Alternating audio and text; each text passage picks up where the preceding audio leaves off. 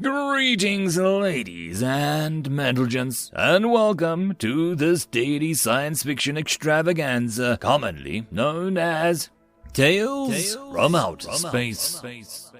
Taken from the subreddit HFY. All the relevant links will be down below. And, as always, I hope that you enjoy. And if you do, please consider supporting the channel. On to the science fiction. Story number 1. Don't Let Humans Name Things, written by intellectualgulf. Ikbar Ironshell Slime Squelcher squeezes his face together in a mass of wrinkles, crinkles, and folds. Murder mittens? Yeah, they're so big and adorable, but could also eviscerate you. Well, technically not Toritons, but pretty much everyone else wouldn't want to play tag with the tiger. I understand the implication, I just don't understand why you have paired the word for a purposeful destruction of life with a cute term for a paw covering. Gloves are what we call people's paw coverings. Animals get boots or booties. It makes no difference to me whether you distinguish between your coat and your pet's when discussing soft-skin habits of wearing other creatures' flesh for a covering. Right, I can see how that would be disturbing to a species of sentient turtles. The good news is we stopped getting animals for fur hundreds of years ago. Now we just grow it on giant, disgustingly creepy tumors in vats. We removed all the nerves and synapses, so we are totally sure that they can't feel pain. You are a truly disturbing species. Why would you try and hide the danger of the animal in question by using cute words in its description? Well, I honestly don't know if we can help it. We're kind of hardwired to adopt things that we find cute, probably a survival mechanism that helped orphan children survive. That most likely explains why we kidnap wolves to make them into dogs, and we're so cool with cats just making themselves our house guests. So you describe something you know full well and could very well may kill you as cute, because it's hard not to... Yep, just look how big the paws are. The veterinarian smiled a massive, toothy smile as he lifted the sedated tiger's paw into the air. He squeezed the paw pads and claws as long as his own finger digits slid into view. Ikbar noticed the eyelid flutter and immediately left the room.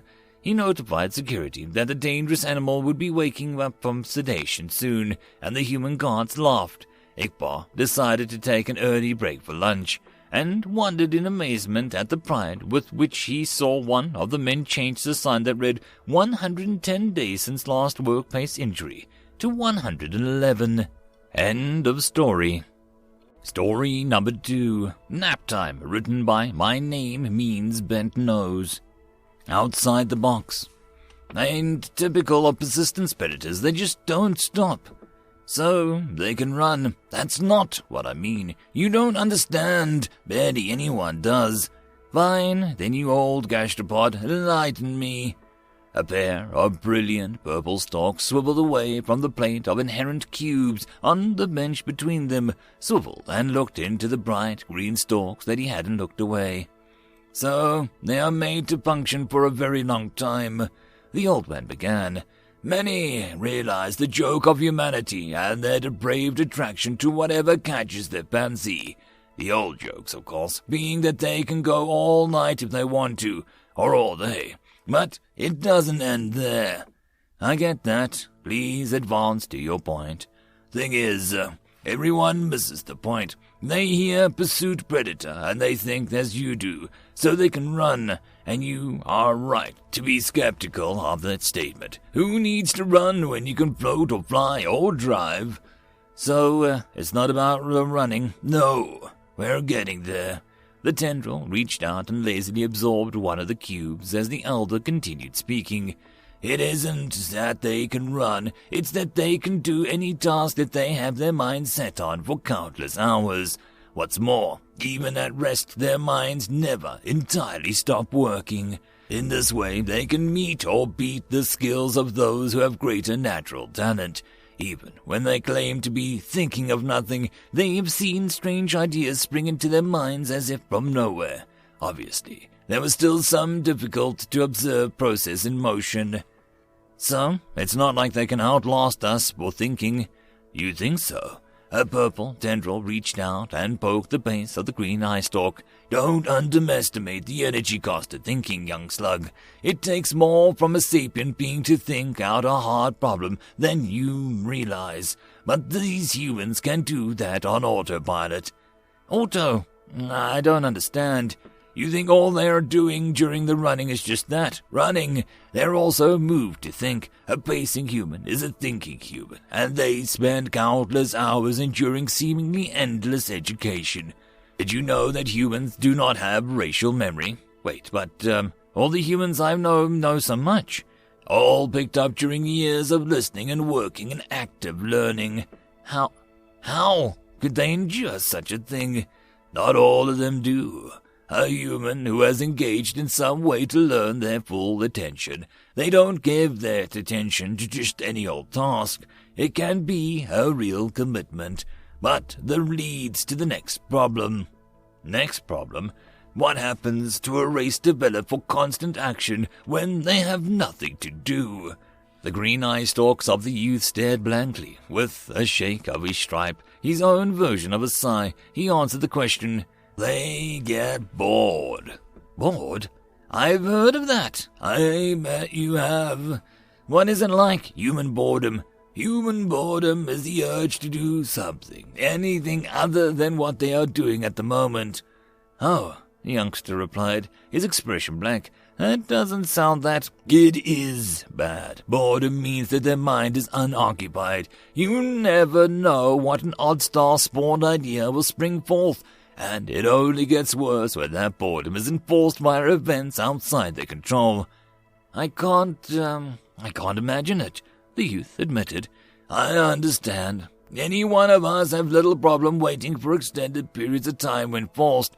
Make a human sit still, however, and you are inviting trouble.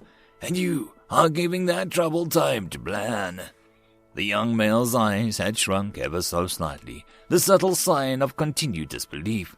So the old slug continued. You know I was present in the rebuilding of the Scifi-HFY-T after the end of the Cryonic-Pyrrhic War. The young male's eyes now extended in interest in an old story. I worked as an equipment operator on the first new construction drone factory in orbit around the planet, built in the new ring of the planet's shattered moon. You worked with the humans, of course. They are comparatively tireless workers, although not nearly so relentless in peacetime as they were just a few galactic degrees earlier. The old purple slug absorbed another of the snack cubes as he considered how to explain it. The site of the orbit was, of course, built deep into the largest moon fragments. All workers on site were kept in an attached work camp sunk into one of the best sheltered surface cavities. The camp on the work site were connected by a rail at the time. That seems awkward. It was. I was so quickly learned that this project was much like many other human-led projects. Workers were arriving long before infrastructure had been built and long before appropriate materials had been delivered. I had never started a job that was not ready for me before, so it took some time to adjust. The humans, now to the last, were annoyed and unsurprised. Thus was when I began to learn of boredom. They weren't able to get to work, so they got bored. Yes, young one, that is correct. They couldn't work, but they were trapped at work. So they made games and found shortcuts. Some events were innocent enough. A bored group in zero gravity with a bucket attached to a tether. They would take turns trying to lob rocks into the opening of the bucket. Or, lacking enough mag boots, two humans would hold a third while they third pulled the structure slowly into place before fastening it all together. With only work to do, they couldn't bear to be trapped in a place without something to occupy them. The green youngster's eyes began to sway with surprise as the stories continued, but the worst was Jenkins. Jenkins? He let his body flatten with relaxation so that he continued the tension that threatened to return by the memories. Yes, that was his nickname. I recall it wasn't his true name, but his human companions all stated he acts like a Jenkins, so that was his name. Strange, what was it he did? There are many things, but only truly stands out after the fact. Recall I mentioned the lack of infrastructure and the overabundance of workers? Yeah, I was listening. Good. Anyway, one of the largest iterations was the magnetic rail to site. It wasn't a long trip, but it was the only way to get to the work site. The rail did not have the capacity to get everyone on site on scheduled times unless everyone went perfectly, and this did not happen. A problem compounded by various pointy-haired bosses refusing to compromise on timing. This means long waits at the space-woven overcapacity mag rail and workers getting reprimanded for being late. Can you guess what was the worst of it? It was Jenkins, of course. Why else would you mention his name? True. And it was all for an extra nap. He hesitated as the young green's eyes shrunk back with confusion. Indeed, Jenkins loved his sleep. You wouldn't think that a race so famed for its endurance could sleep so much. But I have seen a man full sleep from a conversation. He hated waiting for the rail more than any other, especially since if he fell asleep waiting, then it was unlikely that he would catch his ride, making him even later. So he had to arrive early and stay awake and bored. This man who so loved to sleep took the problems with the rail and personal insult, especially when I knew that he marched into his superior's offices multiple times. But you said it's an ordeal to make it into the work on time in the first place, you said. That doesn't seem fair. Yes, and that was what saved Jenkins from job termination in the first place, although that was not what saved him in the end. What happened? What did he do? Well, Jenkins found a way to get to work on time without losing sleep, and broke many rules at the same time. The young male's eyes were now fully extended. Jenkins did a handful of things. The first was to sabotage the locator beacon on the environmental suit. He figured out how to make it detachable so he could avoid notice when he needed to. Then I can only assume that he bribed someone for access keys and found an unlisted access to the camp that offered him a hiding place. Hiding place? For his suit, you see, workers were expected to remove their comfortable company-supplied environment suits on the worksite and travel to Magrail to the camp in civilian garb. Jenkins, however, took to wearing his suit during the trip to avoid being late. Wouldn't that annoy someone? No, not if no one noticed. For Jenkins had rigged a safe spot on the outside of the Magrail where he would ride with his environment suit. He would do this whenever he came up or went to camp, letting him avoid wait times entirely. That is dangerous, foolish, crazy. Yes, it was many of those things, but he couldn't handle the boredom or the inability to sleep. So when life gave him time to think, he used it all that time to find a solution. What happened when he got caught? Oh well, they didn't. They found his rig on the mag rail after a very much delayed inspection. That didn't happen until the second mag rail was finally built, at which point he didn't need it anymore. Camp security looked long and hard for the person that did it, but I didn't hear until the job was over about who was responsible. Camp security didn't like it. Of course not.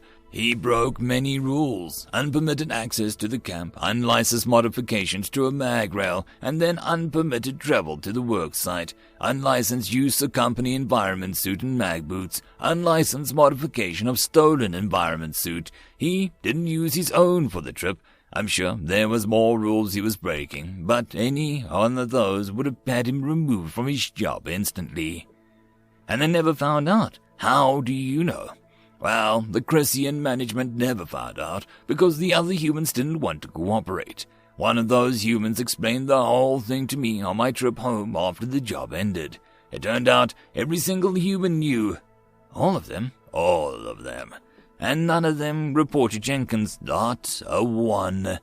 But why? Because it was amusing to them, and they too were bored. End of story. And that, my friends, concludes this dose of science fiction fun. I hope that you enjoyed. And if you did, please don't forget to support the author from the link down below. But if you want to support this channel, there are links as well down below for you to help with, but the easiest way would be to share this video. And if you are so inclined, subscribe as well. I will see you all in the next episode, and I hope that you all have a fantastic time until then. Cheers.